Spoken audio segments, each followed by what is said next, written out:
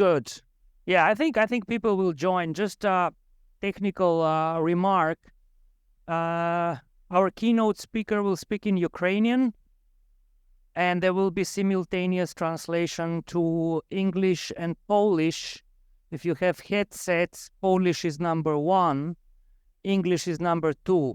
If you don't have headsets, they can be obtained just across from there. On the right, there is a desk with headsets.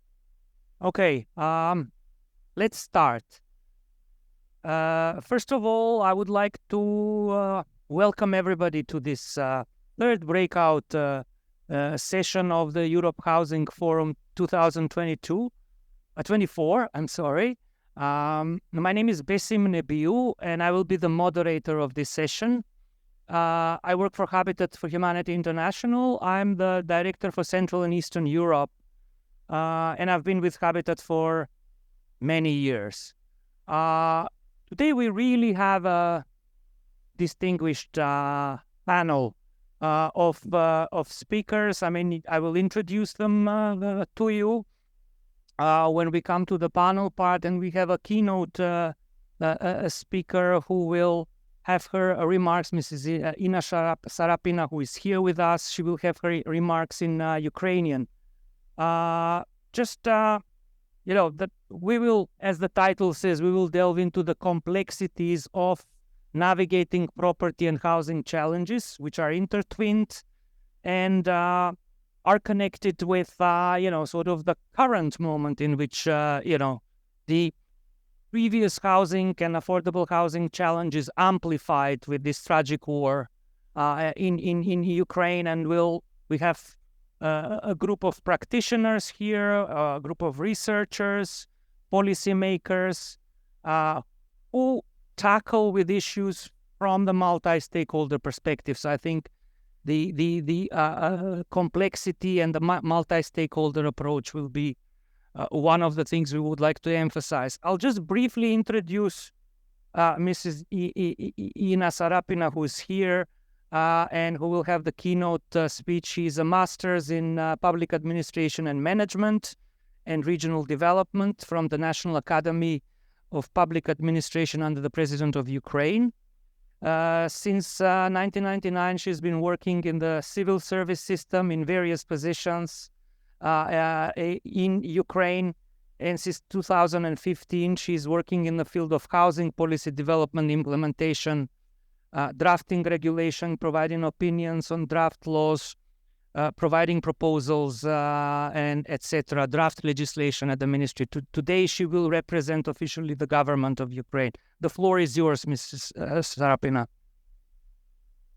Thank you very much. I'd like to thank you for the invitation to participate in this forum.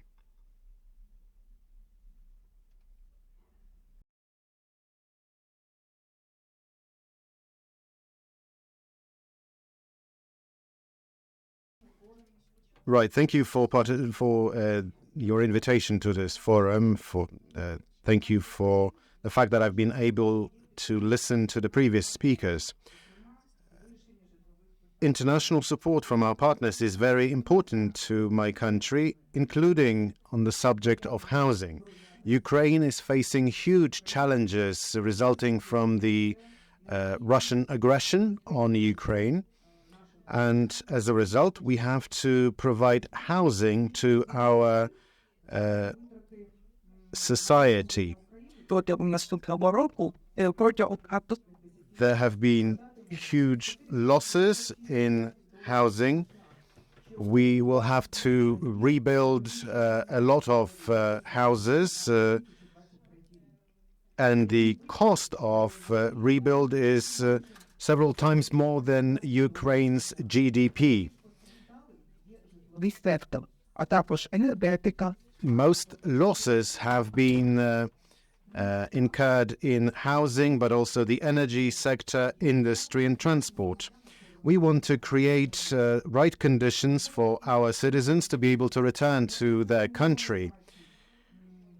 We want to ensure that they have jobs, and we need to create a new housing policy.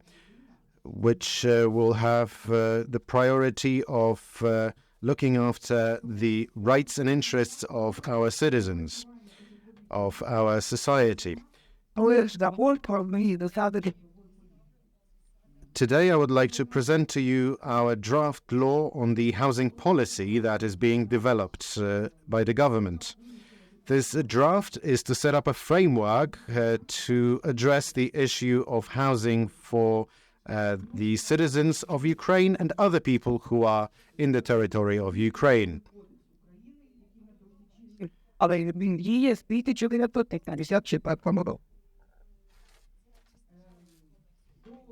We will update our legislation. That is the point of the new draft law. We have engaged international experts, the Refugee Council, European Commission, the United Nations, UNHCR,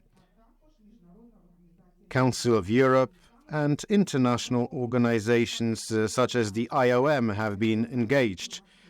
Our key team is composed of national organizations dealing with housing.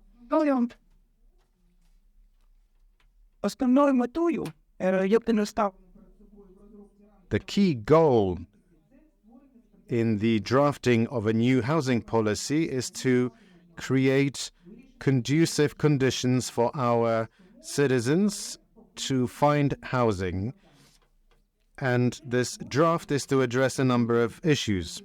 We want an efficient, transparent system for the building of housing. We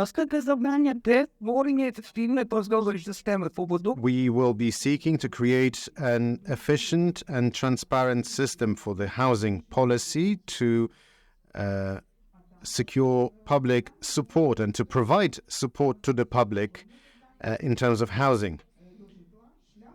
We will also be seeking to provide access to housing by setting up a mechanism to support the public. And we want this new system to be similar to that of other European states.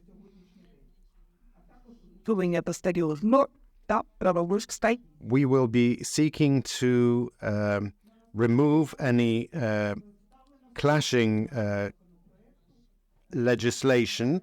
We want to set up a new transparent system. This is the structure of our draft law. It is composed of 4 chapters.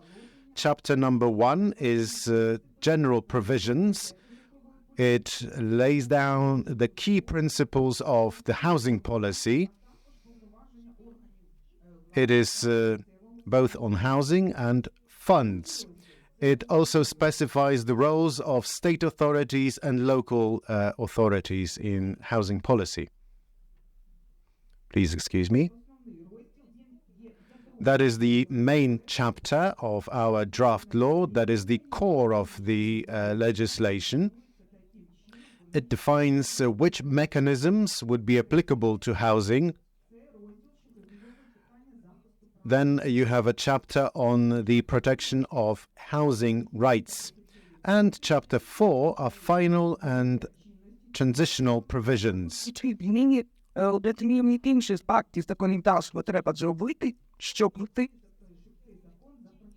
It will also lay down which other acts need to be amended for this act to come into force. Now I'd like to discuss in more detail the proposed provisions. Here are the key principles of the housing policy. Availability of housing, accessibility of housing, ensuring affordability of housing.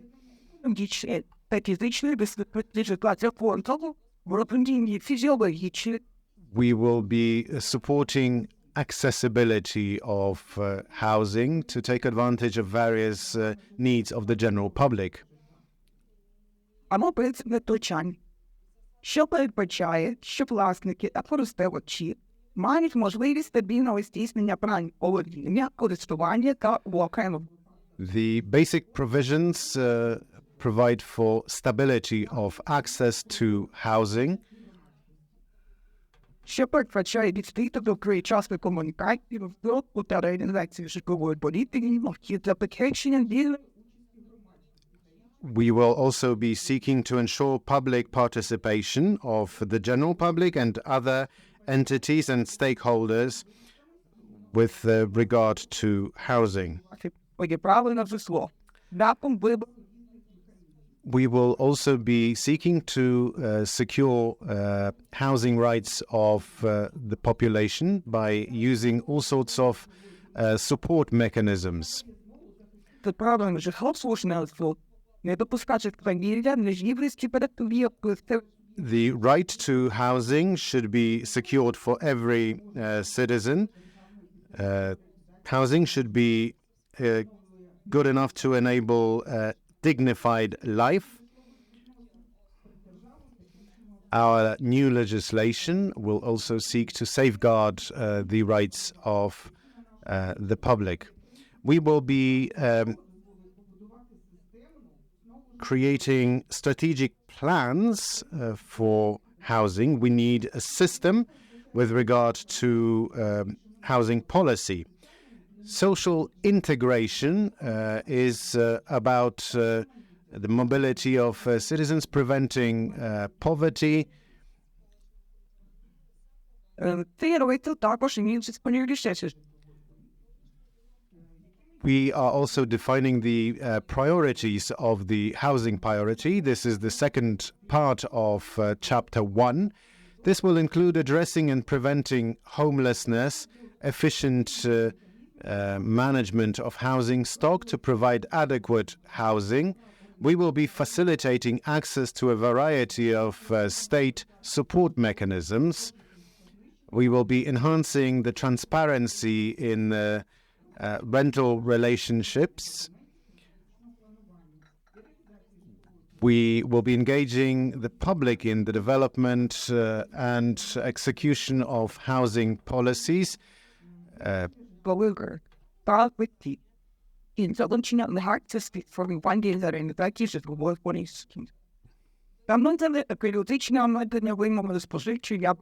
We will also be looking to secure the right quality of housing, seeking to maintain standards and technologies that are up to date.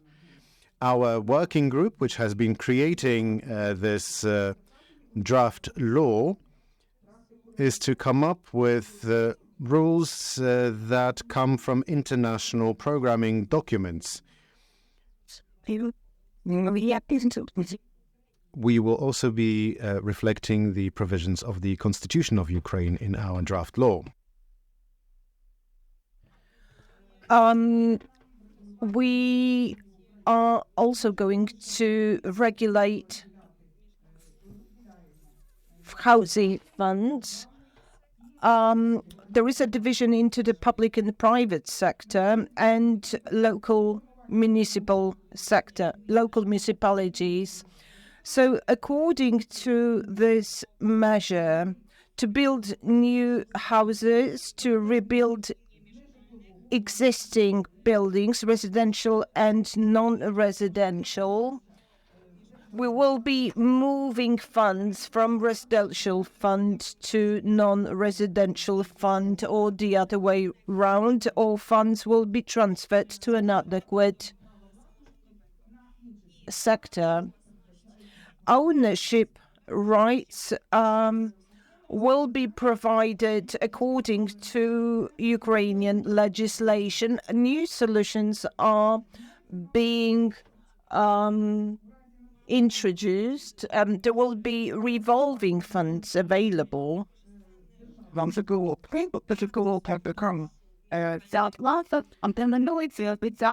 Funds from municipal budgets will be accumulated on a special account to be later allocated to construction of new buildings or the upkeep and renovation of existing buildings. And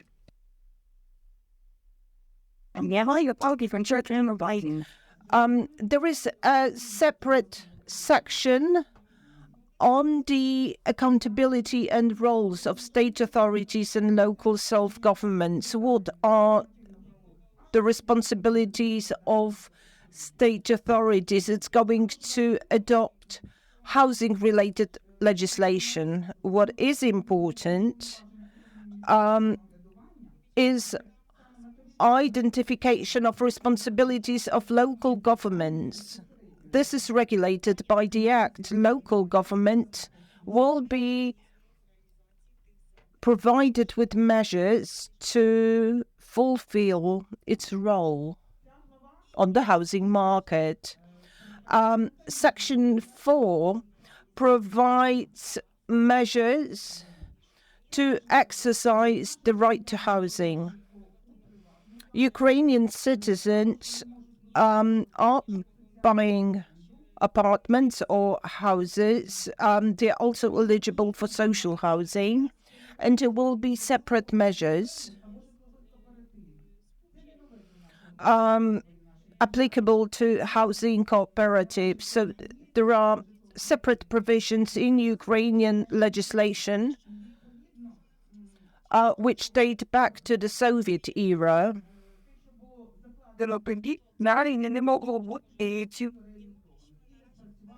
And we could not transform those provisions.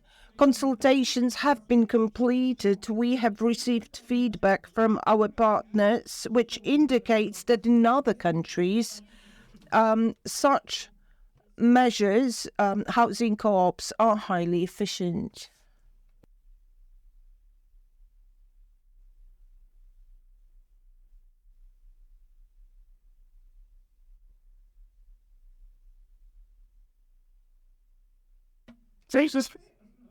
We do realize that Ukraine is facing a fundamental problem. We need to solve problems with housing by making housing more accessible. Many other countries have different standards and definitions of availability.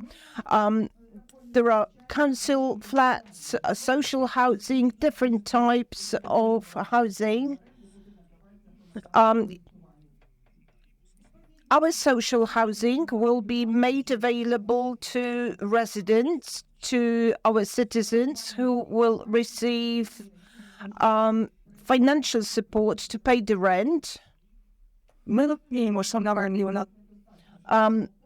will be eligible to such financial assistance. We do realize that there is a shortage of apartments in Ukraine, and we are not able to fulfill the need for housing, especially in terms of people who have been displaced in Ukraine.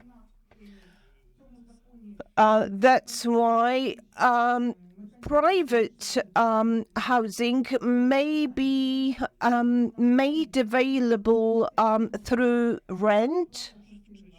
We are also tapping into other solutions that were available before, for example, mortgage loans, financial lease plans, and social rent with the right to buy. So such apartment remains the property of the local municipality, but is built with the help of international organizations. Another thing provided under the Ukrainian Act is establishment of a uniform IT system. It's an app.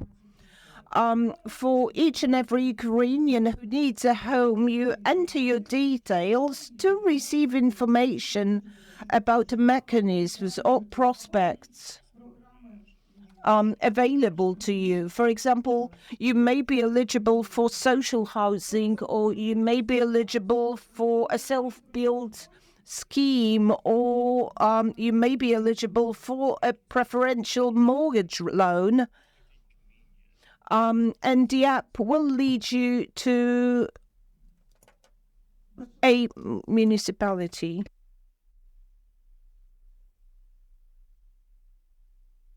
Okay, just 3 slides left.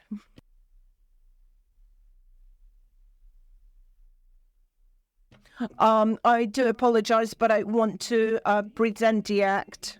Another important component, not only for Ukraine, but all countries in general, is shaping an efficient housing policy and providing the guarantee that the fundamental right to housing will may be exercised.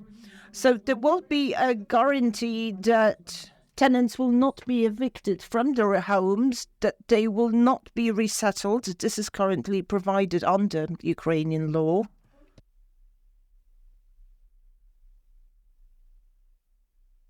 Protection of housing rights, it's a very painful issue, which is a major aspect of the Ukrainian Act. Central government, local government units, and the white public will oversee implementation of the housing policy. The draft bill also provides standards that identify accountability of people who violate the rules and the Housing Act. Like I've said before, the draft bill on housing policy provides amendment of the current housing law that used to enable for 30 years free of charge right to buy. The right to buy was applicable to homes and apartments built in the communist era. So this act will come into force 6 months after its publication. Implementation of executory acts will follow, and a housing strategy will be implemented later. I would like to thank for contribution to the project. I would like to thank our partners and international organizations who made massive effort. And eventually we have managed to edit and adopt a document that will define our policy for the future. Thank you, Mrs. Zina Sarapina, for giving this extensive introduction, because this is also an introduction to many things that would be said in the panel. It's an amazing body of work on basically restructuring, positioning the housing policy and the housing sector in Ukraine. And thank you for setting the outline for this. I'm going to go through the panelists for today. I said in the beginning I'm very lucky to be moderating a panel with such distinguished speakers, and I'll just go briefly through introducing them, and then we will go through a round of initial questions for each one of the panelists. They will speak approximately 7 minutes, and then we'll open it for discussion. The format of this is conversation, so we will not have further presentations. We are here to seek opinions and thoughts, and by all means, please do engage if you have questions. My first panelist today is Ms. Anna Pashinska, who is the co-founder and chairman of the board of MetalUp. Happy and proud to announce that MetalUp is one of the partners of Habitat for Humanity in Ukraine. Anna has been involved with housing, urbanism, urban regeneration rights movement in Ukraine before the war, and mostly in the capacity of a researcher and activist.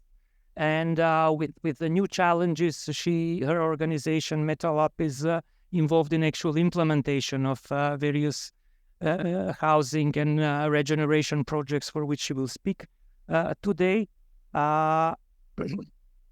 So the second panelist is Serhi Komatny. I hope I pronounce your name correctly. Serhi, I've been practicing that for a while. He's a PhD in judicial sciences, among other things. In the past 10 plus years, he was working with the State Fund for Support of Youth Housing Construction.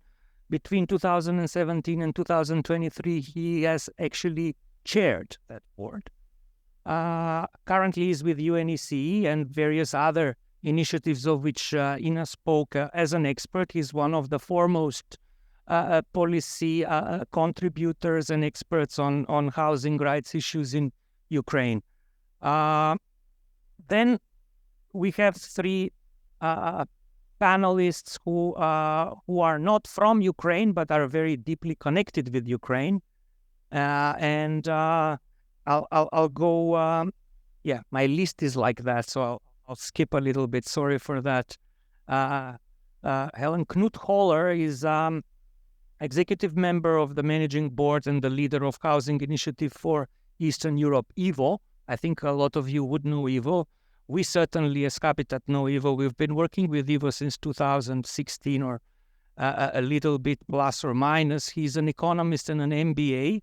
But what is more distinguishable for Knut is that he's almost universally known across Eastern Europe and CIS countries as the housing expert and advocate and activist, because he's worked literally in all of those countries in the past 20 years. And EVO has been at the forefront of those support mechanisms and projects.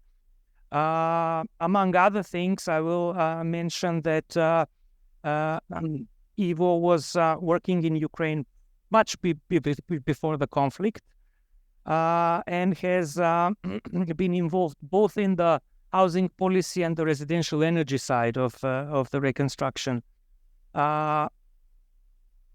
Ellen Hamilton is a lead urban specialist from the World Bank. She comes from DC here. Welcome to Warsaw, Helen. And she's also a global expert and really a thought leader on many of the subjects that we will discuss here. She's been working on a variety of topics, such as housing, affordable housing, supply and demand, urban planning, municipal management, urban upgrading, in pretty much all of the countries in Central and Eastern Europe. Central and Eastern Europe is the area she covers for World Bank, and we are very happy to have her here today. And next to me is a very good friend of mine, Grzegorz Gajda, who now works for EIB. He's an urban specialist at EIB. But before EIB, he worked for IFC and lived in Ukraine for about 10 years, was instrumental in setting up the Energy Efficiency Fund for reconstruction of housing stock. So he's in his daily job assessing projects for EIB. So if you have any projects for EIB, here's who to talk to, both within EU and outside of the EU. But he's also one of the foremost experts on housing and residential issues in the region. So that is those are my panelists. I would like to ask you to please give a round of applause for them, and with thanks for joining today. Okay, I have prepared one question for each of the panelists, and then we will have a space for a discussion and a debate. My first question is to Knut Holler, and the question is: more than 1.4 million units in Ukraine are now damaged from the Russian aggression. How do you see? How would you depict the impact of the housing destruction and damages on what we already had as a fragile housing sector and communities in Ukraine? So, what would be the your depiction of it, and how do you see maybe a little bit how to tackle these problems?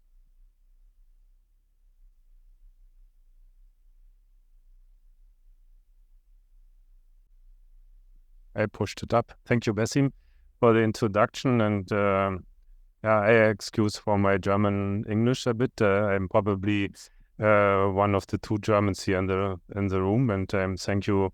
I'm for to Habitat for inviting me to this panel. After that, what Ina said, I would like to go a step back. Start with my experiences and perceptions in my work in Ukraine. Our small organization with 10 colleagues based in Berlin is an NGO focused on supporting the transition of housing sector in Ukraine, but not only in Ukraine, but also in other Eastern European countries. And therefore, I can compare a bit also what happens in other countries. And as I started in Ukraine in 2007, the German government found out that there should be a priority on energy efficiency in buildings. And I think we have this problem still today. Everybody knows mass privatization in Ukraine and the problems connected with this. My opinion is that the privatization of multifamily buildings is still not finished, and will be finished only with the refurbishment of these buildings. And it took from 2007 to 2020, just before the pandemic, that Ukraine installed the energy efficiency fund for the refurbishment of buildings. And I see still the existing housing stock as the main challenge Ukraine is faced, and how to bring this refurbishment of 19 million flats and more than half of the population is living in these multifamily buildings to an end. And I think one of the legislative challenges is still the improvement of the administration and maintenance of these multifamily buildings, and the increase of professionalism of administrators, and the introduction of a real service-orientated sector to pick up the residents at the place where they are. I think when we compare this, what in 2007 started with some initiatives with other countries, then we see that after the accession of the Eastern European neighbors like Poland or the Baltic states, Slovakia and so on, to the EU, the EU financed the energetic refurbishment of multifamily buildings, quite successful. Still, the refurbishment rates are very small, less than 10% in most of the countries. And I think in Ukraine, they are almost zero. Yeah, we have here the director of the fund, of the Energy Efficiency Fund. And I think we should not forget when we are talking about the introduction of new housing solutions. And in parallel to this lack of efficient maintenance and administration of this multifamily stock, there's a lack of professional housing providers in Ukraine. We have no comparable to other countries housing providers offering other solutions than private ownership. And that means the challenge is already since 2014, after the annexation of the Crimea and the IDPs, how to accommodate them and what kind of housing solutions we could offer them. Now I see that there's a possibility also with this new law to introduce new solutions. And these new solutions, they are already mentioned 10 years before in the UNECE Ukraine country profile. That means cooperatives, municipal housing, all these things are already on the table. And of course now we have much more need to build up capacities and to support the ministry in the introduction of this kind of legislation. I think in addition to that, we should focus more to enable the municipalities and gromadas to be active in the provision of housing and to introduce this new kind of models. I will not now go into the detail, but I think I hope that we have a small discussion also with Jagos here. What does this mean to introduce public housing and also rental housing models into the market? From my side, I think, also from the German perspective, and maybe everybody knows that Germany is a rental-dominated country. There are a lot of solutions available, and I see the challenge for the donor community to communicate this among each other and not to overburden the Ukrainian side with a lot of solutions, but with appropriate solutions fitting to the possibilities of the donor community and also the financial institutions supporting the UK. And probably, if I may add, what could be implemented, what is appropriate and has the possibility to be contextualized and put to real life in Ukraine. And I think we'll talk a little bit about that. What of these solutions are there and appropriate for Ukraine? I'll turn to Serhii as the next speaker with the question. I mean, obviously, we spoke about outline the main contours of the housing policy, which are reflected in the law on fundamental principles on state housing policy.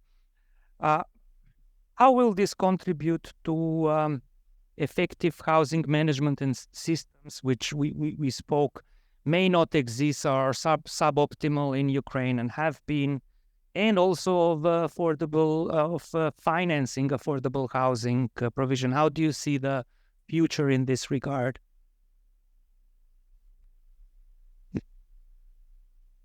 You need to press up.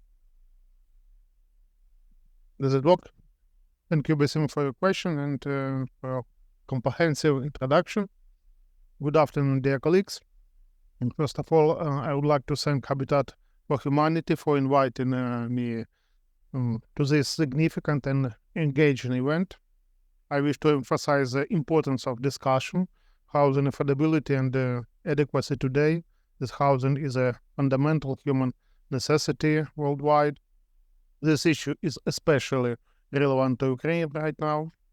First and foremost, I would like to tell you several words about UN for Ukrainian Cities project, implemented by the UNEC and funded by BMZ and in collaboration with GZ.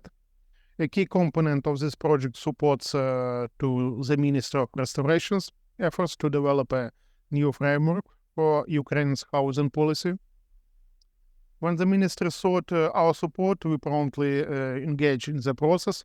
Our consultants and experts not only directly participated in the ministry's working group, but also organized capacity building events through this process. Our consultants were involved in the working group that developed the draft law on the fundamental principles of housing policy. And I would like to highlight the main challenges addressed during the working group sessions, which we aim to incorporate into the mentioned draft law. The first one, the existing housing legislation in Ukraine is outlined and conflicting, leading to inefficient housing policy principles. We proposed new principles and policy objective drawing from international documents.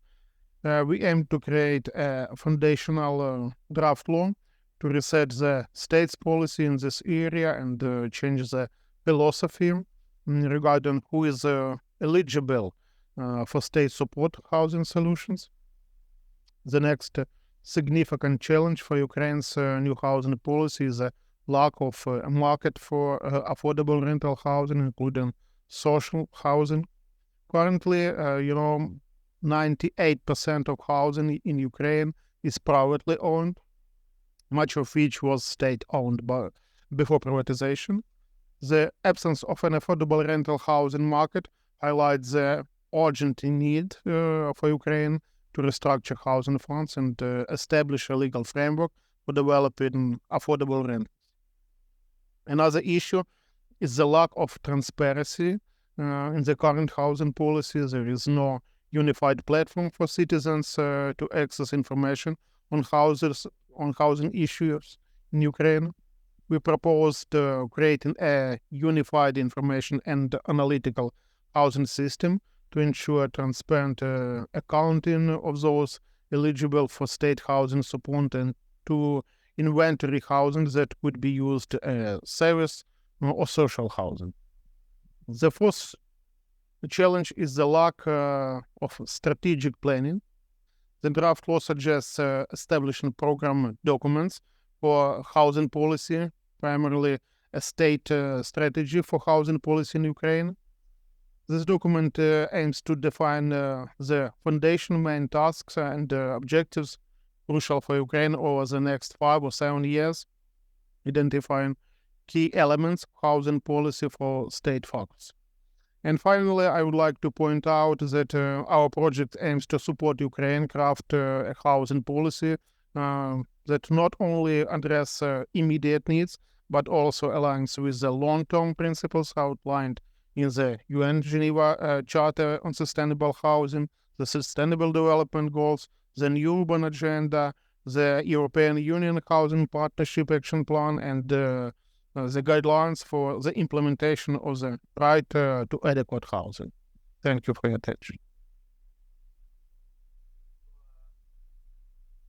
Can you hear me?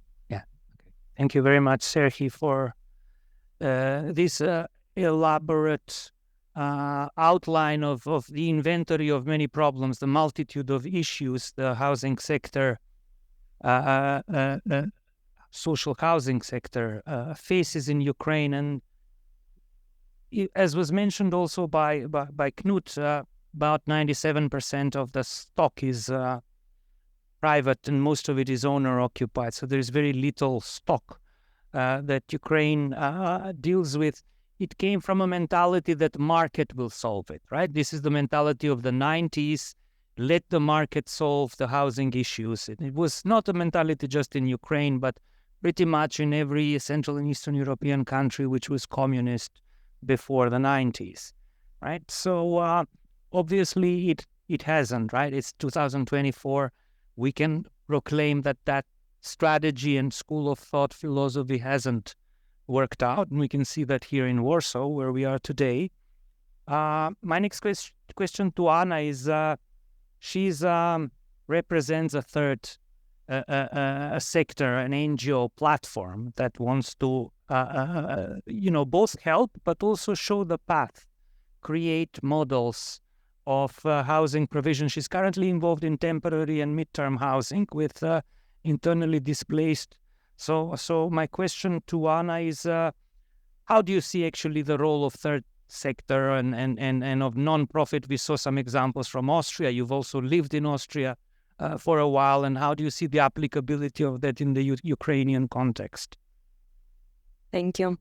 I think, so first of all, thank you for having me as a representative of a civil society of Ukraine, as I think this is really crucial for Ukrainian recovery, as it's impact-driven, mission-driven, and really oriented on very distributed and diverse needs, local needs of citizens of Ukraine.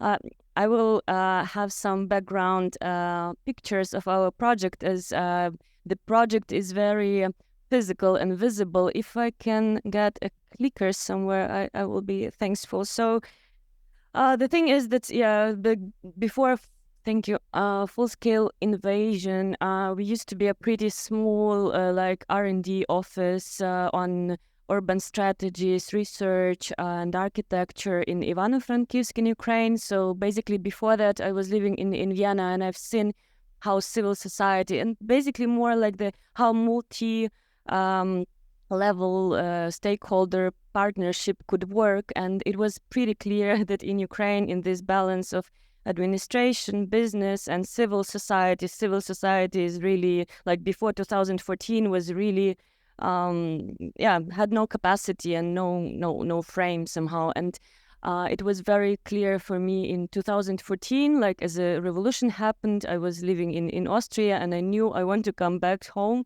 and to take this part on civil society. And I'm also happy to represent here the city of Ivano-Frankivsk and civil society of Ivano-Frankivsk, as I find this is like the most vibrant civil society in Ukraine, and maybe even further in the region, as I find the triangle is really balanced throughout these 10 years. It was building up, and now it has very cohesive approach on any challenge we have in Ukraine or Ivano-Frankivsk, and is very known in Ukraine for its social innovation based on civil society.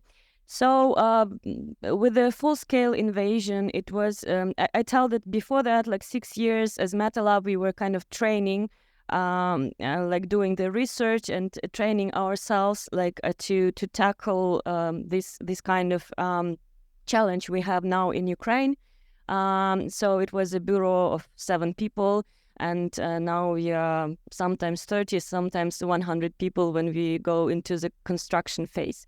And it was also, first day, it was clear that housing capacities are exhausted.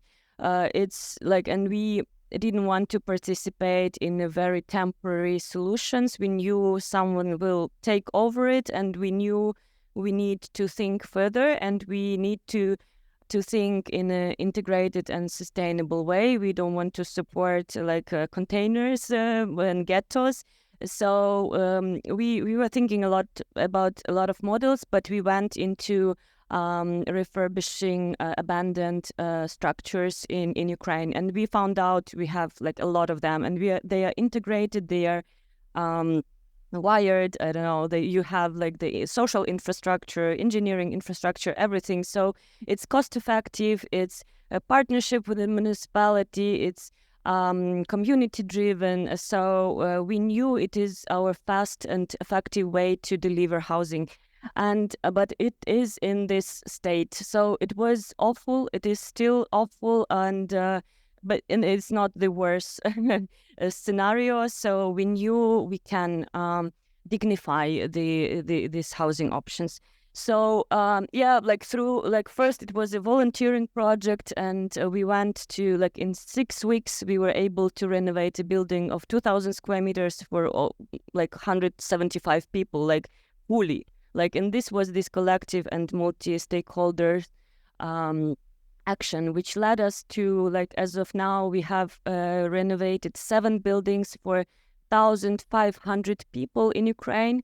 Like, just sometimes I think it's a very small amount, but like I know that in Ukraine, the existing capacity for housing, social housing, was 1,500 people in the whole Ukraine throughout 30 years. So it's a lot, like what one civil society organization could reach. And so we also were moving in the ownership from kind of a construction team to basically a housing provider. So now we have one building which we fully manage also.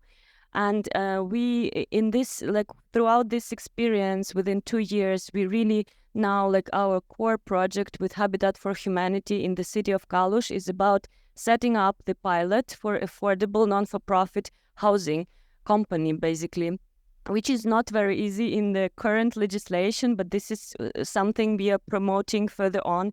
Why? So we work very closely with municipalities, and we are not afraid to work with them, but we know they are more framed and less flexible. So that's why we tackle that pilot from the perspective of civil society in Ukraine now. I think the civil society can provide a more sustainable, community-driven, circular, local economy-based, with great community spaces. We don't have swimming pools yet, as in Austria, but we really try to. I think this is a very cool idea, and we find that social housing should be very nice, and these community spaces should have some physical quality which will empower community to be united.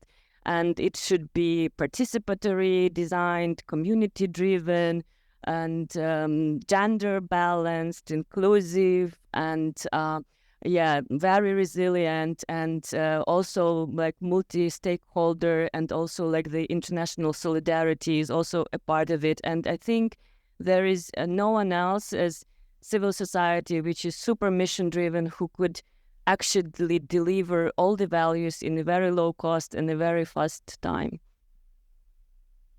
Cool. Thank you, Anna. That's quite impressive. So congratulations and thank you for going through that.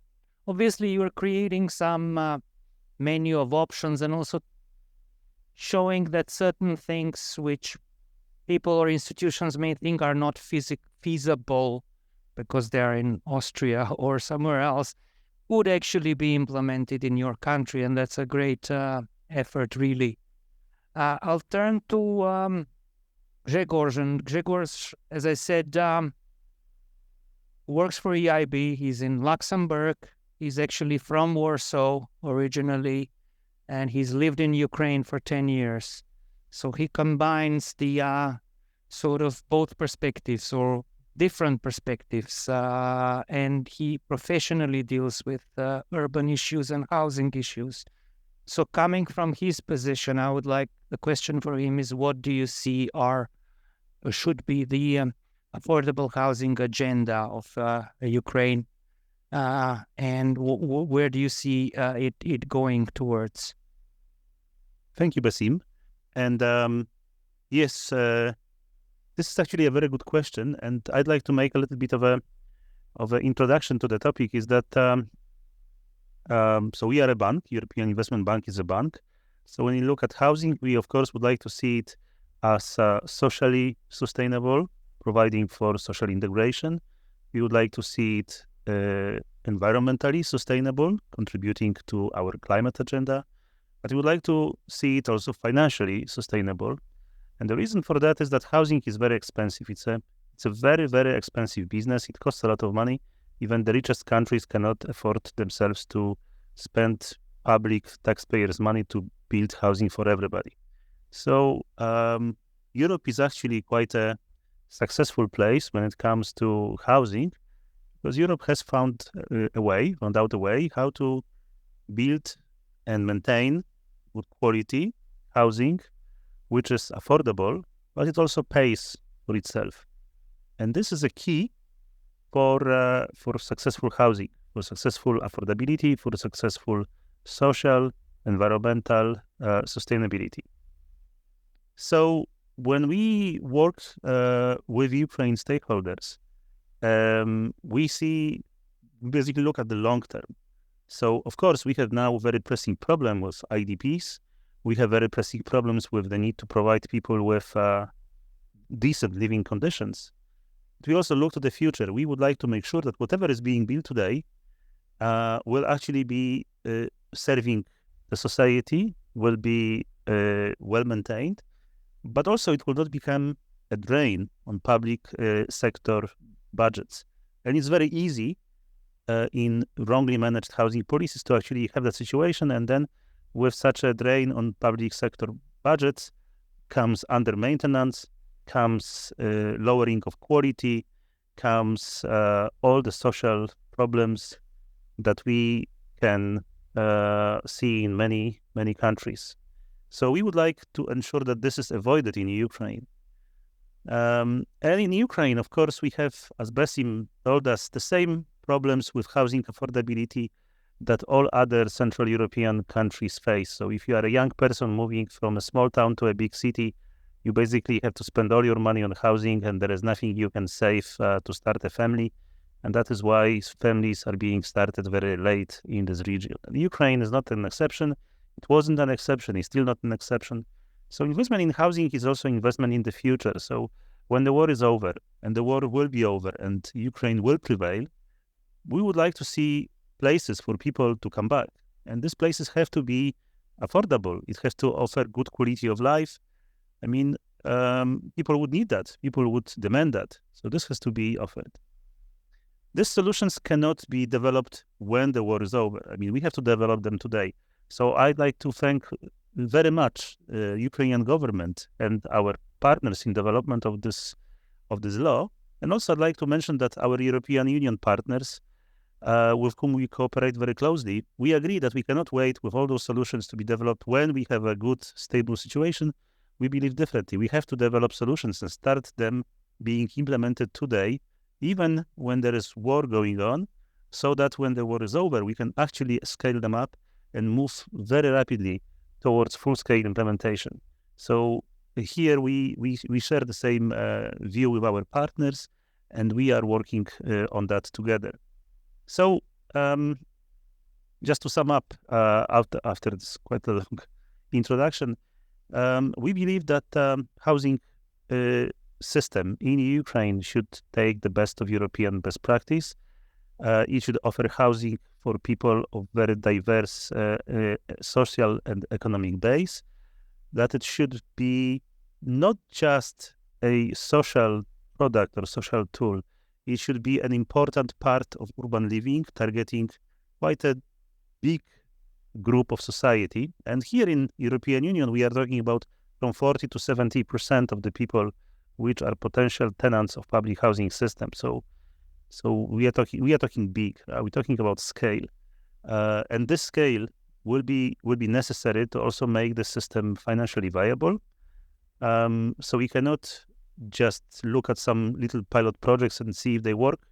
I mean, this would also require Ukraine to make a bold decision to actually go full steam ahead with these models and achieve this scale as quickly as possible, because this will give stability and will pave a good way for its success. So it's actually a major task, but Ukraine has got partners, strong partners, people sitting here on the stage, and of course colleagues from the European Union who have recently just approved Ukraine plan, which unblocks 50 billion euro of support for Ukraine.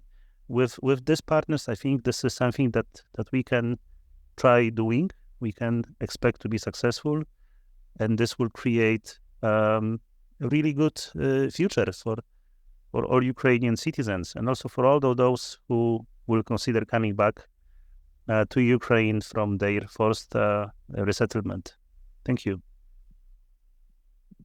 Thank you, Shekor, and thank you for the encouragement and inspiration. I think it's noteworthy that this is, the biggest human tragedy after World War II. There's never been after World War II in one single situation so many people leaving their homes at the same time, like now in Ukraine, and so many homes destroyed, and such unspeakable level of human tragedy. But it also creates some opportunity to do certain things. And in comparison to other countries, I don't think we can say that any of the Central Europe, Eastern European countries has a perfect affordable housing system. Actually, very, very far from it. So the suffering and the war and the reconstruction effort that comes with it will create certain opportunities to do some stuff that don't exist in Prague or in Warsaw or in other capitals which face some of the same challenges. The next panelist is Ellen. I had a phone call with Ellen last week, which was kind of very informative for me and very useful to prepare for this session. So thank you for that, Ellen. And I did introduce her. She has vast and a multi sort of disciplinary experience in the topics that we're discussing today and in almost all of the countries of the region. She spoke about choice and agency to people while facilitating large-scale social and affordable housing. We spoke about the challenges, and we spoke a little bit about solutions. But how do we do that, Ellen, in Ukraine? Yes, and this is working, right? Yeah, okay. First, it's so great to be here, and thank you. It's been a very interesting day for me, and I always learn at these events, so it's been really great to be here. And now, of course, we're at the end of this panel. And actually, I think that if we reflect back to the problems and to the status of the law that Ina outlined at the beginning, and this law is really fundamental. But the law is not everything. It's a platform on which strategies, policies, programs, and implementation of those programs will be developed. So it's a starting point, not an ending point. And in that sense, it's very important. At the same time, it's a starting point for a strategy that will cover 5 to 7 years. And let's just take a moment and pause and think about what the challenges are that Ukraine faces right now. So we have a large financial deficit as a result of hugely increased expenditures and much reduced revenues, which is one huge challenge for government. The Russian invasion has devastated the lives of many people, and poverty rates have quadrupled. They've gone up by 400%. We have 3.7 million displaced people within Ukraine and additional refugees outside. And then as the damage and needs assessment, the most recent one just showed, there has been 2 million damaged and destroyed units. And when you think about all of this, it's clear that first of all, you need to be, and I fully agree with everybody on this panel, about the importance of thinking long-term, positioning for the long term. But I think you also need to be practical in the short to medium term and recognize the true challenges and constraints and the living conditions, for example, of displaced people and other similarly affected populations. And so for me, when you start looking at that, and I'm sure most people in the room are familiar with the government's program for compensations to individuals for minor and medium repairs. And that's terrific. But 87% of the damaged housing stock of the units are actually in apartment buildings. And apartment buildings are the great challenge for all of us in this room, because that's where the majority of damages are. It's where the majority of the displaced people came from. And they are complicated, and they are complicated for the reasons that we just heard about, including this unfinished privatization agenda. So also, when you look at the displaced people, another complication is the Russians are still invading. This war is not over. And that means for displaced people, it's very difficult to know what to do. So when you ask them, as IOM did, you find that almost 60% have no immediate plans to return, although they might like to in the longer term, but they have no immediate plans to return within even the next year. Only 6% of people actually had immediate plans to return within the next month. So that's another problem, because those people are the unhoused, many of them, or the underhoused. And the kind of program that it takes to reach somebody who is unhoused or underhoused and is an internally displaced person will be different than the kind of program that it takes to help somebody return home or to help somebody stay where they are. So if you start thinking about what to do and how to do it, and recognizing that apartment buildings are where almost 90% of damages are concentrated, overwhelmingly in urban areas, and the majority of these apartment buildings, only 25% of all of the units actually were considered heavily damaged or destroyed. So 75% of the units are actually considered to be light or medium damages. From where I sit in the short term, that is the agenda, is a big part of the agenda. This and supporting the displaced people where they are two very important key areas, while at the same time figuring out what the programs would look like going forward that will also bring Ukraine closer to its eventual European future. So as we think about this, then we get back to these multifamily buildings, and this is the question of the unfinished privatization agenda, because in fact, only 20 to 30% of these buildings have homeowner associations. When the privatization, as is common in the region, when the privatization was done, in essence, it was a micro-privatization of the units. And people privatized the benefits of those units, but they didn't privatize the obligations of the building in which they were located. So if you are to, as part of your housing policy, to move towards increased sustainability, you will need to ultimately make those owners of those units responsible also for the building in which their units are located in, which is a very big challenge because of the mindset. But just if we can go back again to the numbers, and just to suggest that potentially one of the areas that may be useful to think about is whether you could connect the money for repairs, whether there is a need to accompany that money for repairs for apartment buildings with some energy efficiency improvements. I think the Energy Efficiency Fund actually has some very good experience to share here with us on that. And whether as part of that, what would be a new program, but clearly an essential program, you could use that to resolve the unfinished privatization, which is actually the clear establishment of who is responsible for the multifamily stock. So basically, to think short term and longer term, to not forget the new construction, but to remember also, I went back, I was curious.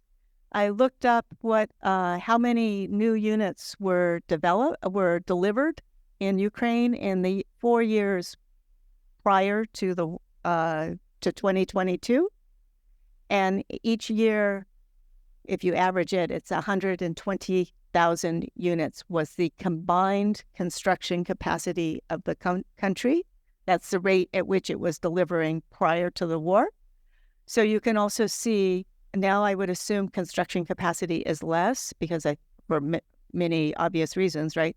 So there's a real question even about the construction companies, the capacity of construction companies as you get the buildings, the multifamily buildings will require, in many cases, licensed construction companies, it's not just home repair. It's not like the individuals. So it's much more complex. You need licensed design, licensed repair. And those are the same construction companies that were delivering the 120,000 units per year. Plus, you have probably a fair amount of accumulating demand for new housing, probably particularly in some regions like around Lviv and Poltava and places like that. So it's quite a challenge. There is no one answer. I think basically you will have to work short and long term and on different programs, but keeping in mind always what you can do in the short term, because there are so many people who are suffering right now, and because the financial resources are pretty limited. Maybe just to close on that, the new EU facility, which is we're very happy to see, 50 billion euros, right? The damages alone in the housing stock are 50 billion euros, and that doesn't include the overall combined damages are significantly more. And this this facility is not intended to go just for housing. So there really will be a huge need to prioritize. And maybe my last thought on that is recently the ministry adopted a new prioritization framework and indicators that help prioritize which kinds of investments are higher priority and lower priority. And that might be something that it would be useful for all of us to learn more about. Thank you very much, Ellen, for this extensive, really, overview of the multitude of challenges. 1.4 million damaged units, 1/3 of them destroyed, 2/3 destroyed but livable. Only 20% of multi-apartment buildings having homeowner association or some form of management. 50 million in damages. In addition to that, affordable housing needs that pre-exist, continue to exist. It's a lot of layers of issues, and I would like to conclude here the first round of questions. I would like to thank all the panelists for their. I learned a lot from this conversation. That's probably because you are more experts than I am on the subject. But please give a round of applause to our panelists for their contributions. Okay, so we have about 30-ish minutes left, and I would like to open up the for audience questions, really, to anyone on the panel. Please get Julie. You will get this microphone from me. We have another microphone here. If somebody can help me with circulating the microphone, please introduce yourself, ask the question, and tell me or the panel who do you want to answer it. Okay, now you have two. First of all, thank you very much to Ina Sarapina for her excellent introduction to the discussion. My name's Julie Lawson. I'm a researcher and from RMIT. My question concerns the comments that each of you made about the solutions that you see as being useful. How do you see the general principles law in assisting you or perhaps frustrating you? We know that general principles law still has a period of consultation in April. So are there issues in that law which you think still need some tweaking to enable the best possibilities to and progress? Okay. Do you want to?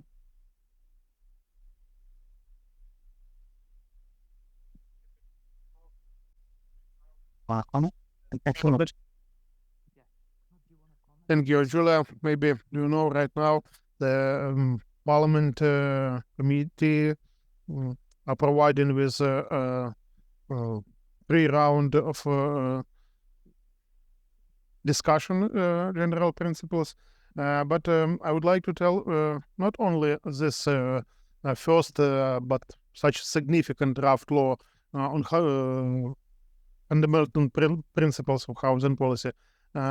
It will be only first step in huge housing policy reform in Ukraine.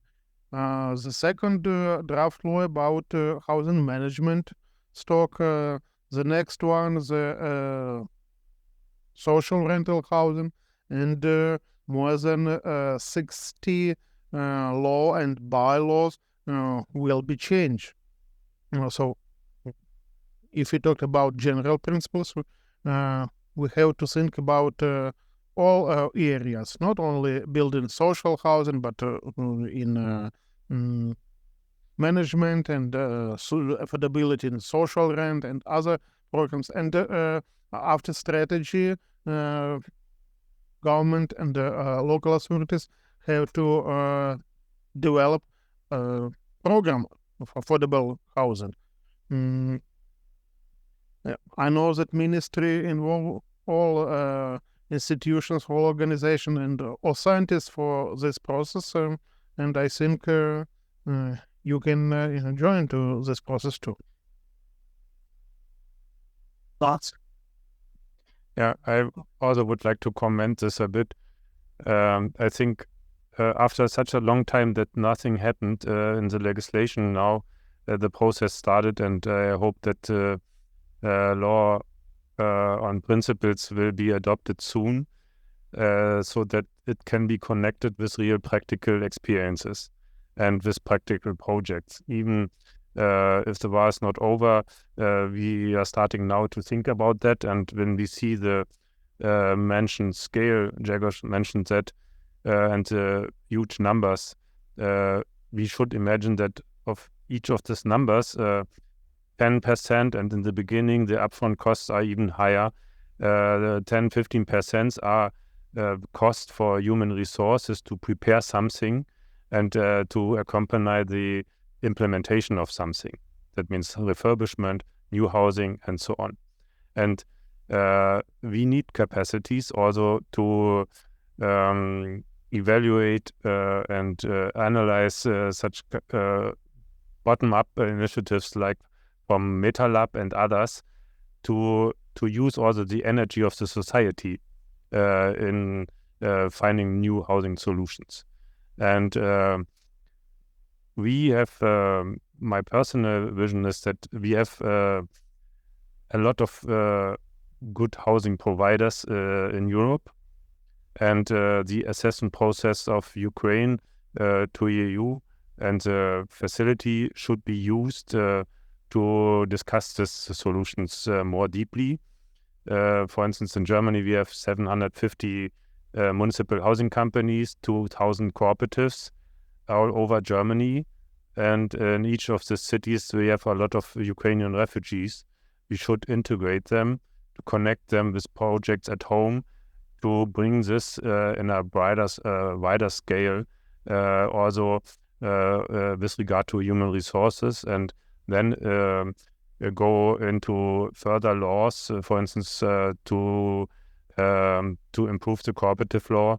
What was mentioned in the presentation of Inna, the operators for affordable housing, to name them exactly, and for instance, to name them as municipal housing companies and to install them, and then to improve in parallel the legislation and not to wait too long with this very academic process.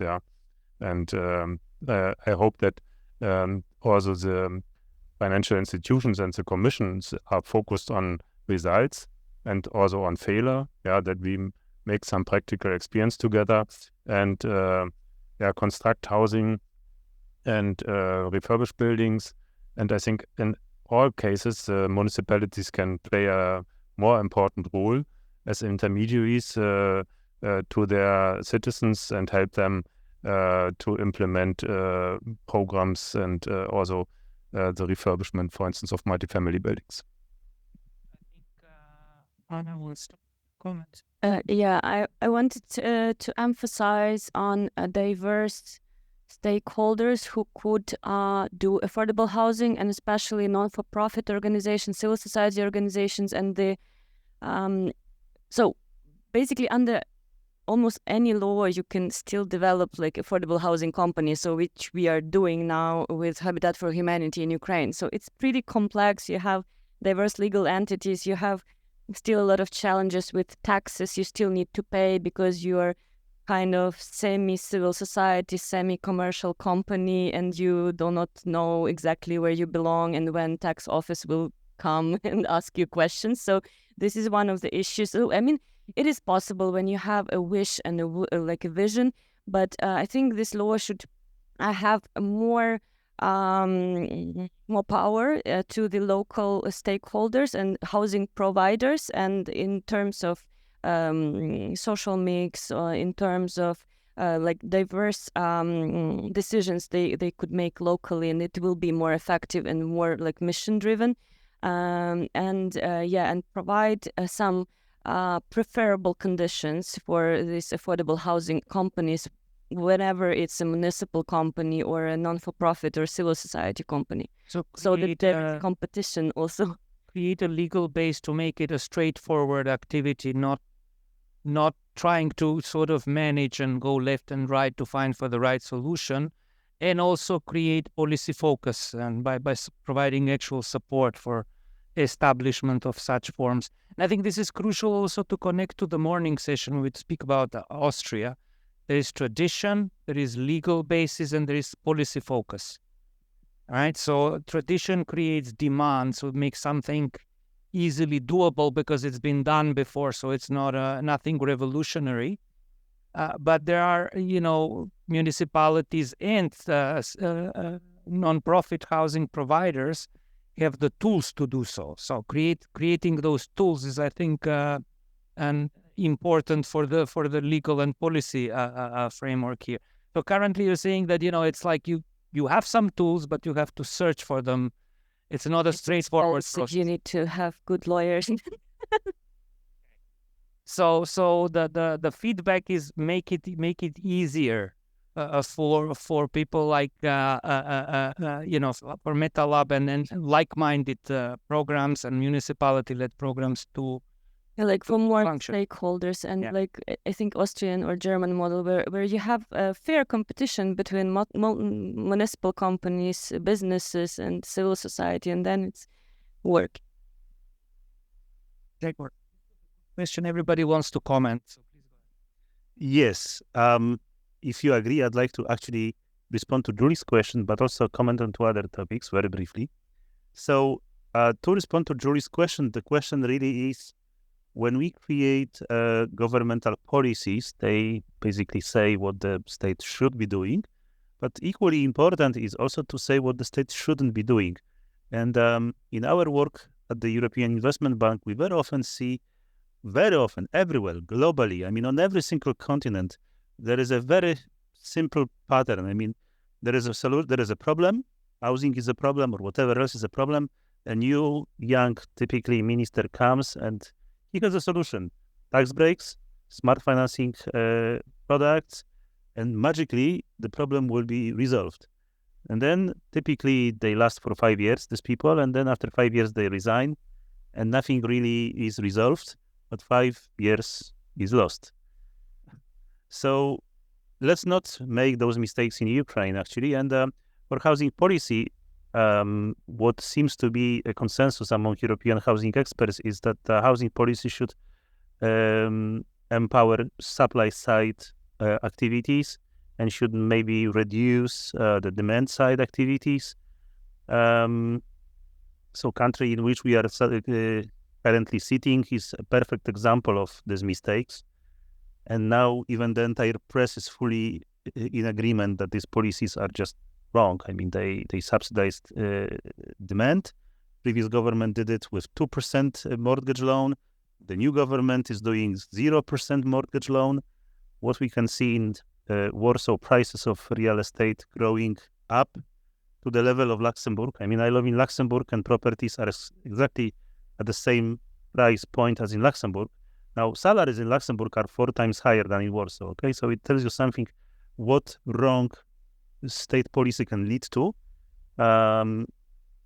So this is basically maybe one thing that I just wanted to comment on.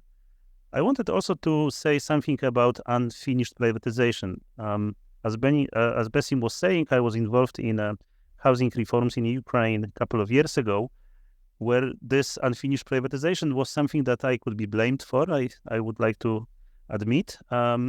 So the privatization itself wasn't really unfinished. I mean, everything was privatized.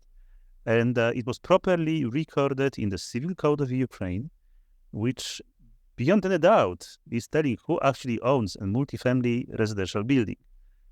Now, there are problems that some people don't read the law, or they choose not to read it, and they manage buildings illegally, okay? And that is a problem not with laws or reforms, it's a problem with enforcement, okay?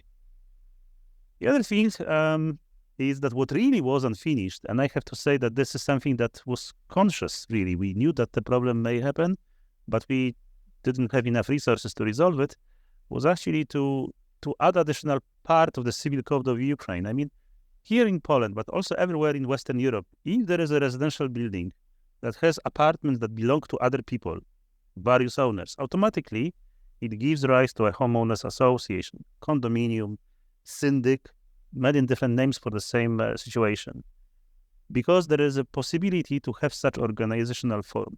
Now in Ukraine, you don't have that possibility. That form does not exist. To create that form, somebody would have to write a substantial part of the civil code of Ukraine, but nobody has done it. And that is why. This is really the reason why we have 20% of homeowners association, because they require action from the people. Here in Poland, for example, no action is required. The homeowners association is being created automatically when at least one apartment becomes property of somebody else than the rest of the building. And in Ukraine, something has to be done. And very quickly, just one thing on scale. I mean, by working with European clients, we have this excellent opportunity to see solutions that work. And for example, we have Sweden. Today, Sweden is fantastic, very rich, and a country that is always given as an example of great things to do. But actually, in Poland, back in the 30s, we had Swedish nannies. I mean, Sweden was a poor country, and Poland was richer than that. Sweden was going through a very rapid industrialization process in the 60s, which made it very rich. Now, the government of Sweden had to support this industrialization with housing construction. Now, country of 8 million people at that time, put up a goal of building 1 million housing units, and they did it in 8 years. So, I mean, when there is a will, there is a way, right? We can learn from these examples. We can put those policies in place, and this is possible, right? Everything is possible. I have to say, just one last comment. I mean, Ukraine is a country that I have not seen any other countries changing so quickly. So if somebody else has done it, Ukraine can do it twice as fast and 5 times better. We know that. So we should believe in our capability to form the future in which we want to live. That's my summary. Thank you. Thank you, Grzegorz. I think we have 2 or 3 questions from the audience. We have 5, and we have 20-ish minutes. So please introduce yourself, the question, and if you know who you're asking the question towards. I start. Yeah. Okay. Thank you. I'm Denis Avo. I work for Habitat for Humanity in Brussels with EU institutions and Brussels-based. My question is, I think, is for the 2 representatives of the public banks. One day we will have conferences on the reconstruction of Ukraine when private investors and public banks will find that the conditions are met. Now, these conferences are usually prepared by formal working groups. Are these groups already working now? Do you have within your institutions formal meetings on the future reconstruction of Ukraine? The answer is yes. I probably could explain in very long detail what we do and how we do it, but I guess we are very strongly preparing for this. This is one of the biggest priorities that our institution is facing. We know it's going to be a huge challenge, but we are really getting resources in place to be able to respond to the challenge. I mean, the challenge is so huge that we can never really be fully prepared, and we know we will have problems during this period, and we will be facing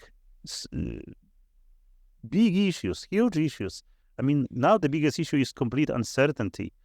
So, yeah, we are trying to do whatever we can in the situation, and I think we are really doing something. But we know that this reconstruction will not be a quick process. I know that after Second World War, reconstruction basically took decades. And, we may not want to talk about it, but that's a reality. We cannot do it so quickly, even if we try as hard as we do right now. We will, of course, step up our efforts, but we know it's a huge thing to do. Thank you.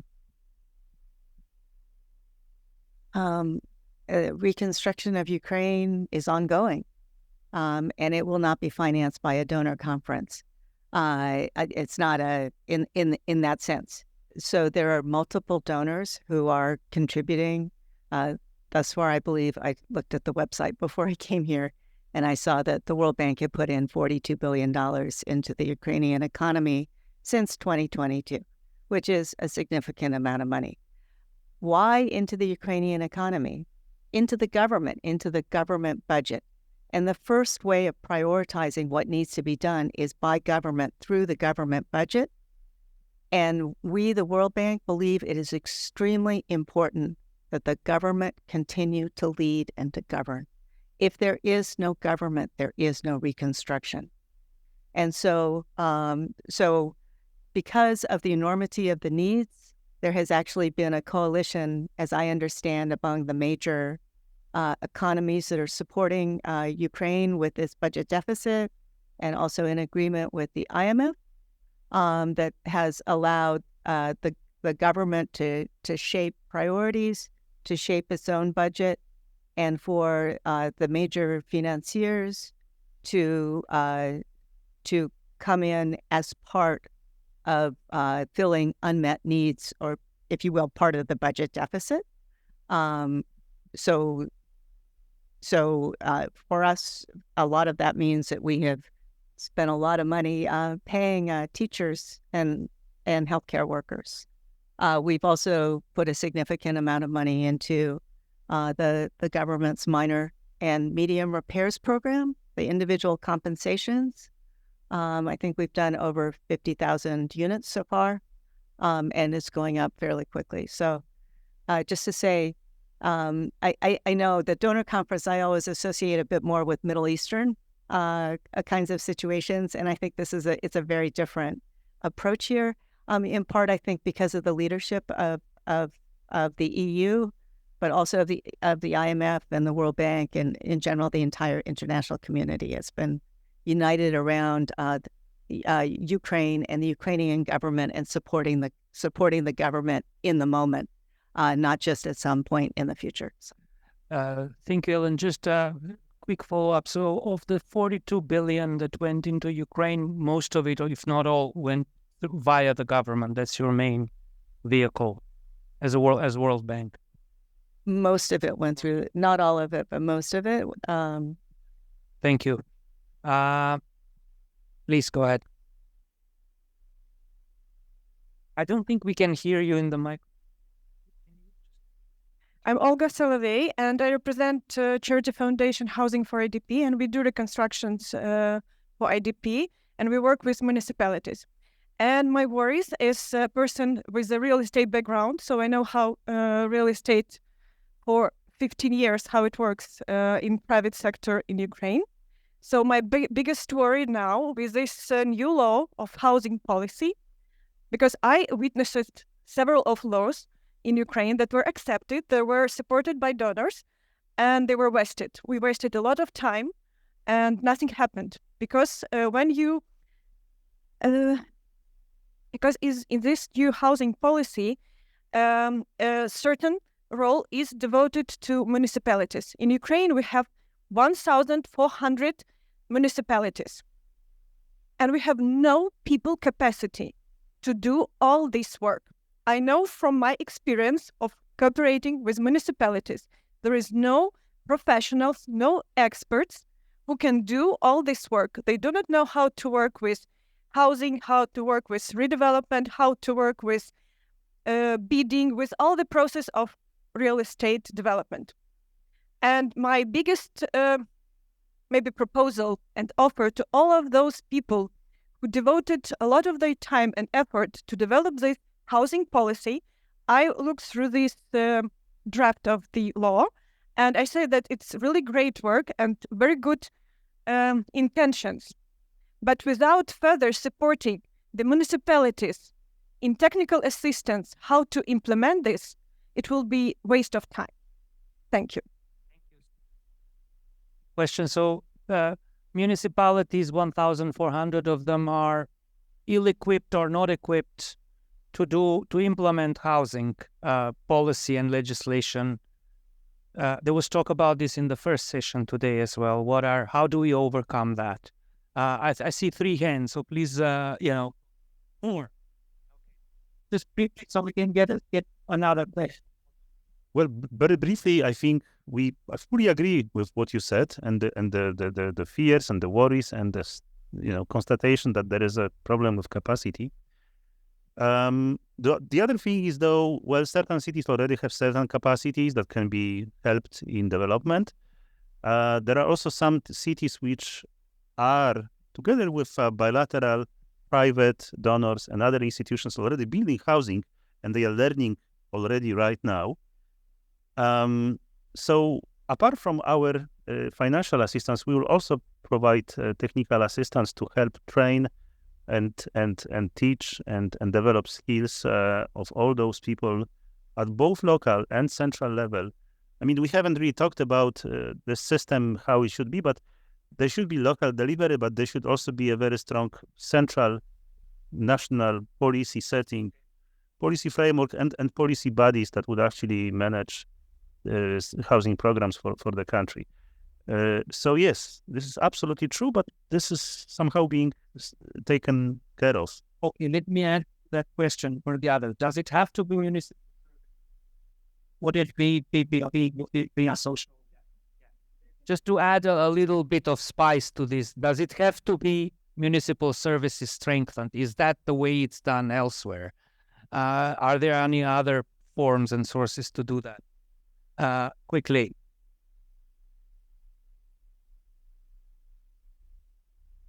It's on. I think that's a critical question. I would not say that there are no capacities. Yeah, there are some capacities, there are jacks, and there are some operational stuffs. This can be used and can be enriched. But I think it must be clear that working in housing is a profession, and this profession is worth to earn money for life and to survive with this money. That means the absolutely underdeveloped service idea in maintaining and administration of multifamily building needs to be changed. And when we think about new constructions, these capacities should be established. And I think from our side, what I see, we have around 200 twin cities, German-Ukrainian twin cities. In each of the German cities, we have municipal housing. We should connect this to the city partnerships and establish a horizontal management structure for that. And cheaper than this, we cannot get capacity building and housing. Maybe just to add, and I agree with what my colleague said, the process of decentralization in Ukraine, which is linked to EU accession, right? And I have worked all over the globe. I have never seen a country decentralize as quickly and as deeply as this country did from 2015 through basically the second invasion, the 2022 invasion. So that's one comment. I think you need both levels. I think the objective would be not to replace the roles of municipalities, but to support them in developing the capacities that they need to do their jobs in housing or in delivery of other kinds of services. Because if there is a European future, they are at the center of the European future. So we can't lose that, right? And so that's kind of the challenge, is how central government and can support municipalities, and all of us, how we can all support municipalities to develop the capacities that you need. And in some places, I think it's very, very difficult while war is going on. So it depends, I think, a lot on where you are.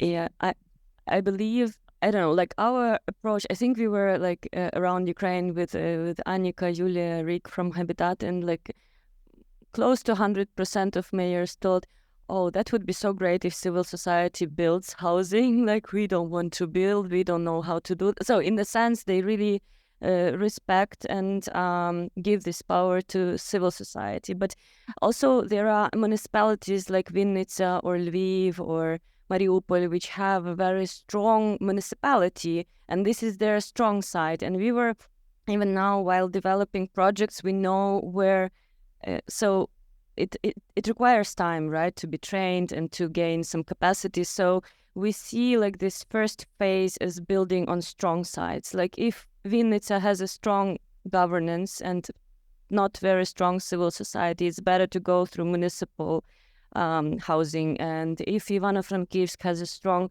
civil society, we pilot it there. And there is no right answer. We need to build everything, both or like all the options. So and I think it was really good in this Austrian model that they emphasize on piloting phase and also going back to the strategy. So I think this tactical and strategical and term levels are super important, and we need, I think, even within the law, like to leave this flexibility for further change, because I think the world dynamic changes a bit faster than laws. So it's a bit of a challenge, but I think we need to keep it in our minds and still stay flexible and build on the strong sides. Yeah. I just wanted to... This is actually a very good question, which I very much like, because so Besim asked, does it have to be delivered by public sector? Can we maybe do a PPP and deliver it by somebody who can do it in a professional way? So we are bankers and we work with PPPs as well, and I'd like to disprove one myth. I mean, it doesn't work. If you have no capacity to deliver yourself and you contract it out to somebody who can do it, he will basically rob you.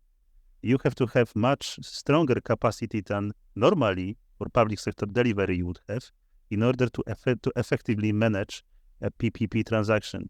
And we have countries which do it, for example, Ireland, which is actually a very good user of PPP models, but they have very strong central government unit that deals with PPPs, and this capacity allows them to get all those benefits of new technologies, of faster delivery, of better cost control, of more efficient management of the process. But it doesn't come as a solution to your lack of capacity, actually. I mean, you really have to be capable of doing things very well to manage this, to your benefit. So, no, unfortunately. No, Eleanor wants to comment on that. Terrible commenting on the comments.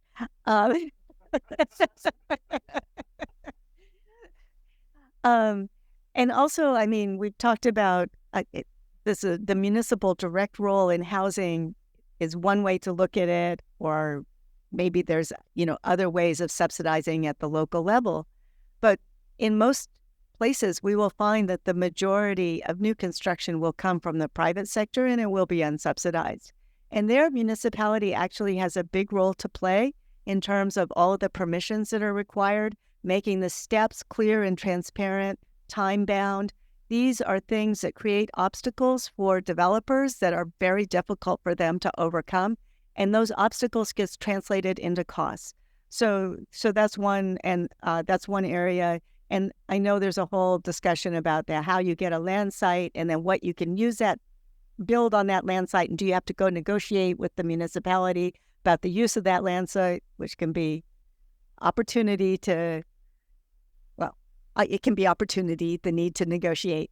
And so there is actually a big role for municipality in terms of making sure that their parts of the private sector market work well and putting accountability into them, into the market for that, like with standards. Thank you, Ellen. I saw a couple more hands, so please go ahead. One, two, you're here, and then Julia. Yeah, okay, Julia, go ahead. Yeah, hello. My name is Yulia Bushko. I'm from AFC. We're a long supporter of the Ukraine Energy Efficiency Fund, and we've done a lot of the legislation work.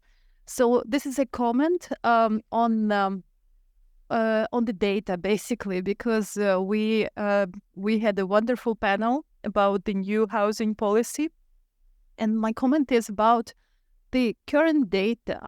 Was there a possible to have like an inventory of the situation with who owns what? Because we are looking at, we of course focused on the homeowners association and creation of the homeowners association. And what we can say that even during the war, there were 1,000, even sometimes more, at least 1,000 new homeowners association created. So far we have 39. I opened the latest data, 39,709. So about 40,000 homeowners associations that are currently in Ukraine. So, taking into consideration, do we have the exact number of the multi-housing sector? Because we have the numbers of, the state numbers for the homeowner associations, but taking into consideration the multifamily sector that has been damaged or occupied currently, maybe it's time to have some inventory, and then based on these numbers, it would help to focus the new housing policies.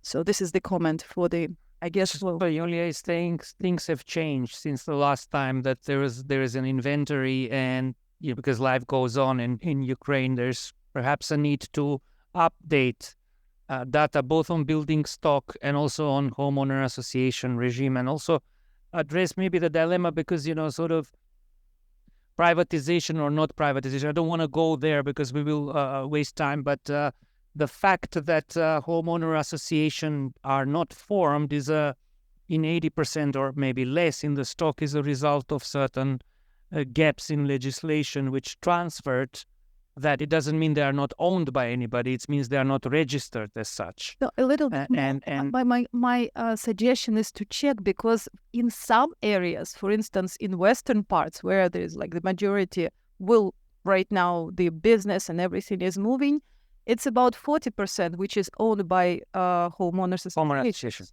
Even more. So it depends. But even if there is no homeowner association, the apartment building owners own their apartments. So it doesn't mean that it's just to clear that dilemma. It doesn't mean it's state owned. It's just not appropriately registered in the and therefore it sort of creates a hurdle for management and maintenance of the property. So that needs to for sure be addressed, because it's addressed in most of the other countries in the region. Not all though. Yeah, can we go to the last question, and if we have time, we'll comment on that. Thank you. I'm Anka Dragomir. I'm one of the youth delegates, and I represent Romania. My question, actually two on-point questions, are for Anna. The first one is, what was the spark, the reason, what motivated you to co-fund MetaLab? And the second one was, of course, because I'm a young person and I'm thinking how to get involved into this regarding this subject.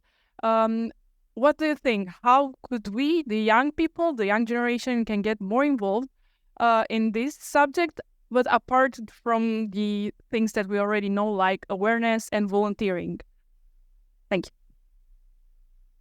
you. Thanks. It's an important question. We just actually were talking during the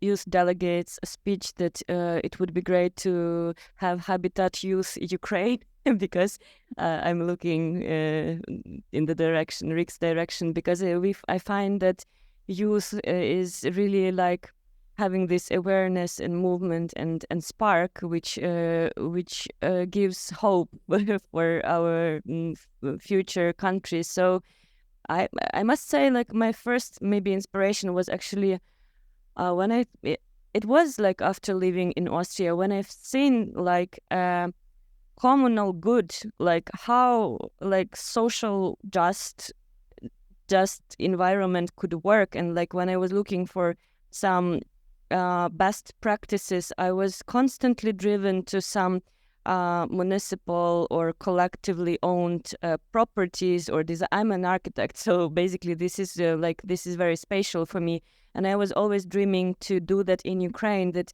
like actually public space, which is actually, I think, the space for democracy, like, right, this is the space where it happens, should serve this purpose, like the architecture and the space should serve this purpose. So basically we were also talking about the role of architect, which becomes a coordinator of the whole challenge, but also policies and legislation which formulates this environment. And it was my main driver, like to deliver this public good, like, and not to change Ukrainians, but to show them that this is possible and you are possible in this space.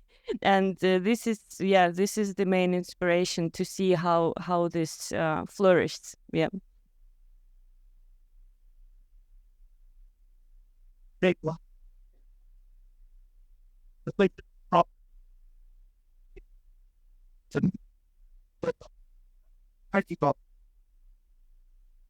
So, two things. I mean, one question was about statistics, and here we have to also give quite a good applause to the authors of that guiding principles law that is being currently developed, is that they are putting in an extensive information system to exactly do that and many more in the property and housing sector to really understand very well what is the situation with properties and with people and where are the needs that are unmatched.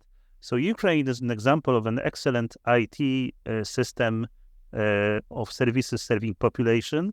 So using this example, there is a very big push to digitalize also the housing side of it, which I think is great. The second question on property, actually, this is something that we haven't spoken, but look, in Ukraine, you may own your apartment, and by virtue of owning your apartment, you also own the building, but you don't own the piece of land which is underneath that building. And in a normal situation, when there is no war, you don't really care because nobody can take your building from you, right? It stays there. But there was a case in Kiev, a rocket basically came and destroyed fully one building, and there is no more building. So these people, they stopped owning anything. I mean, one day they had the beautiful apartment in the center of Kiev, and tomorrow, basically they have nothing. And this is a problem. And should they own this piece of land? Should they have a long-term lease for that land? I mean, these are valid questions, but at this moment, due to inconsistencies in land management and housing policies, these people have been left with nothing, at the mercy of municipal government, really. So it's a really real issue. Thank you. And we've just sparked another thread of conversation, which is, a couple more comments. We have a few more minutes, so don't worry about the time. Helen? So just to say, you asked also about sort of an exact number or an inventory of all the damaged buildings. And indeed, there's like one digital ecosystem that Gregor's referred to that the government is working on. And within that, there's different elements. And one of the elements is, in fact, a damage inventory, an inventory of damaged properties that needs to link to the official registry, right? And that's actually one of the challenges because the e-registry, which was established, I believe, in 2015, only has less than half of the properties are in the e-registry. Many of the properties were only registered on paper. So they're eligible to be registered in the e-registry, but they're not there yet. But there is this whole idea of moving to that. And because of the way DIA, which is the DIA app, I think everybody knows what that is. The way DIA works is it actually is interacting with this damage inventory also, which is interacting with the registry. Thank you, Ellen. Knut, briefly, we are starting to be told that we should wrap this up. They need the space. Yeah, but we would continue for an hour otherwise. Now I start to like this discussion about this unfinished privatization, and I would like to comment Julia's question. I have no statistic, but I think to come to an end of this unfinished privatization, there need to be the foundation of OSPBs. There need to be the transfer of the land plots to them. There need to be the refurbishment of the buildings. On building level. On building level, on individual building level. And there need to be then a professional administration and maintenance of these buildings to secure the future. And this all together makes for me finishing the privatization. And it's also a question of, sort of enforcing it, because it asks for people to organize, but it doesn't assume automatically that they're organized if they haven't had a meeting. So I think that we've seen in other countries, to create a system where, regardless whether they have a meeting or not, they are homeowner association of the building. I think we would have to wrap it up, Anna. So please, just 30 seconds, and we'll continue maybe after the Maybe break. just a small comment that I believe that in this housing ecosystem there is like a lack of conversation around like a very professional community management, because we always talk about building maintenance, and what happens actually inside of OSBB, it's a horror. Like, sorry, but it's a very, very low key, I don't know, management. So and especially for vulnerable, it's like a key thing. And believe me, it's not a problem only in Ukraine. I think we have a similar problem. It's not a sector that has developed. Probably in many countries, there's not a lot of money to be made in it, so there is not a lot of competition, and the quality of supplies in certain places is low. Certain places comparable to Ukraine. But I'll stop the panel here because I think we run out of time, and I would like to really sincerely thank once again Ms. Ina Sarapina for her introduction to the session. And to my 5 panelists, it's been really an enjoyment to moderate this panel, and I've actually learned quite a lot. I would summarize it. Yeah, not a lot of things are easy, but nothing is impossible. So I think this panel signifies it, because it's led by people who have done things that are not easy, but are trying to prove that they are possible. So thank you for that, and thank you for all of you in the audience for really actively engaging during this hour and 45 minutes. So thanks again.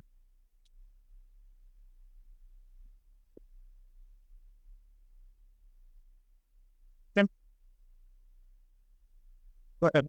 You bring us together. Yeah.